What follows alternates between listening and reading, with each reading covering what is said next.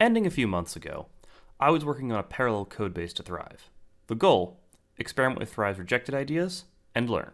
Now I've gotten some downloads, but for those of you that don't want to replay 4 billion years, let's go over some highlights. So first we have these title cards. This is both my attempt to recapture the awe of the late great Carl Sagan's Cosmos. I cannot recommend that too much. It's also an alternate tutorial.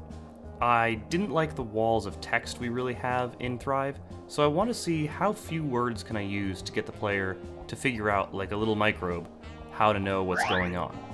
Of course, in reality, you're not going to play this unless you've already played a lot of Thrive, so that's probably a waste of time. You can also have concave membranes, meaning those little pinchy in bits. They look okay. There's nothing really in gameplay here, but it's kind of fancy, just messing around with some math. Mutation points are now a random value. Why? Because if you don't put a percentage symbol next to it, I'm not obligated to keep it at 100. More importantly, I think this makes evolution a little more outside the player's control and increases difficulty a little bit. With mobile plants nerfed, the cell wall membranes have now been made much more viable for photosynthesis, at the expense of any and all movement and turning. So now, you can be the true plant. Do nothing. Grow. Watch the little bubble things float by. Watch your colony slowly spread across the ocean. All you have to do is press the evolution button over and over and over. Hope that fortune is in your favor. Be helpless as you die.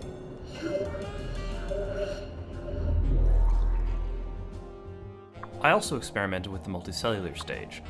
I modified the AI so each cell could perform some operations independently, like in a lot of invertebrates on Earth. I wanted to go on and make AI species with multicellular auto-evo, but I found out the saving in multicellular stage had been broken since I started this fork, and sadly I wasn't going to be able to get it to work out. I also did a lot of work with the auto-evo algorithm. In-game, you'll notice this in the form of a smaller, more orderly tree of life, with more specialized species. Sadly, this also usually means those species are consistently very small. But how does any of this work? What changed? How did the original algorithm work in the first place? That's something I want to cover in another video. In fact, this whole thing was really just an exercise to make sure I knew enough of what I was doing to go make that other video. So that's what I need from you.